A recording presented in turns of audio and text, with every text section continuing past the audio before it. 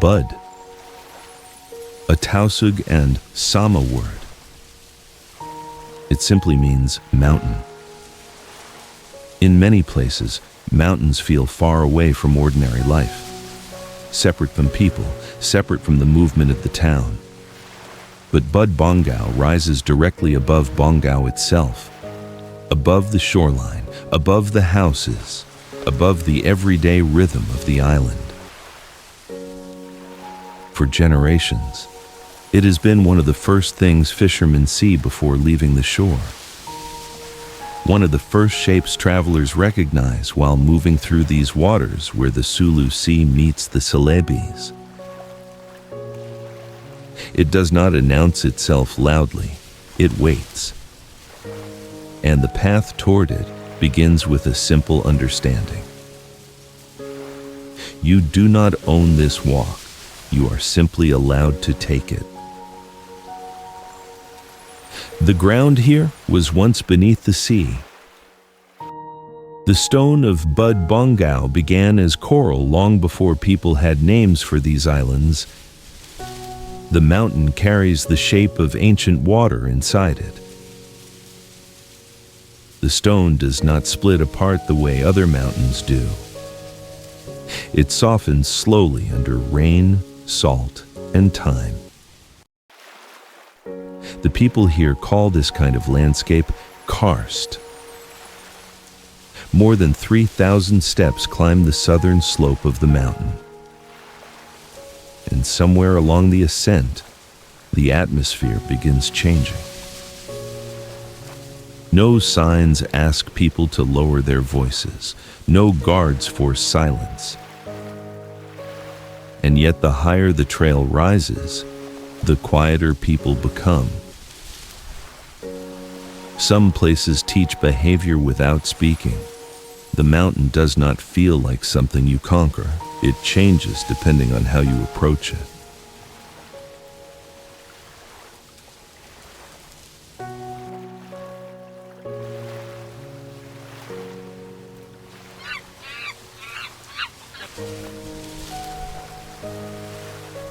You will not walk this mountain alone. The long-tailed macaques of Bud Bongao appear early along the trail.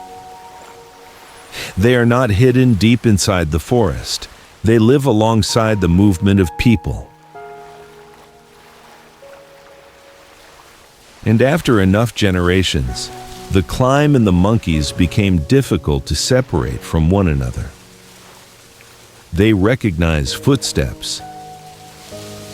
They recognize wrappers. They recognize the sound of food before it is even opened. They adjusted themselves around human presence long ago. Some people call them guardians. Not because they defend the mountain with force, but because their presence changes the way people behave. When the monkeys watch you, you become aware that you are inside something living. And maybe that is why people naturally slow down here. Not from fear, from awareness. Halfway through the climb, the mountain opens. The air changes first. The heat below softens into wind. From here, you begin seeing the waters surrounding Tawi-Tawi more clearly. The Sulu Sea. And beyond it, the deeper waters of the Celebes, where the currents meet. The surface of the ocean changes shape constantly, but the mountain remains still above it. In island communities, high ground becomes more than elevation, it becomes orientation. A place people look toward while crossing open water. Long before modern navigation, people already understood how to travel these waters by paying attention. to currents, to clouds, to stars, and to mountains like this one. Near the summit, the trail encounters memory. The Tampat shrines stand among the rocks of the mountain. Local tradition holds that early Islamic figures connected to the arrival of Islam in Tawi-Tawi are remembered here. For many Sama, Dilaut, and Tausūg families, this is not simply a hiking destination.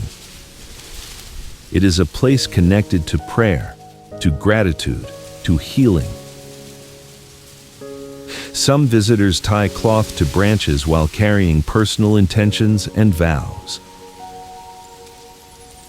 The mountain does not ask everyone to believe the same things, but it asks people to arrive respectfully.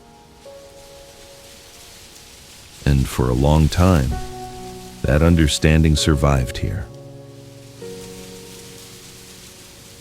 At the summit, the forest finally gives way to the sky. From here, the entire island feels smaller. You see the curve of the shoreline, the movement of boats below, the scattered shape of islands stretching into the distance, and on clear days, the horizon almost begins touching Borneo. This is what the climb gives back. Perspective. The feeling itself is older than language. To stand above the noise of the world for a moment and remember how small you truly are. The way down feels different. Your legs remember the climb. Your eyes remember the view. But something quieter changes too. You carried the mountain upward. Now you carry it back down. Not as a photograph, not as proof that you reached the summit, but as a feeling difficult to explain once you leave. I have walked through many places. I have seen sacred ground forgotten. I have seen silence replaced by noise. But Bud Bongao still feels remembered. Not because the world stayed unchanged. The world changed. The town changed. The trail changed. But respect continued repeating itself here long enough that it eventually became part of the mountain. I am the keeper of paths, and some paths survived not because they were written into history, but because people continued walking them carefully. The world will continue changing. It always does.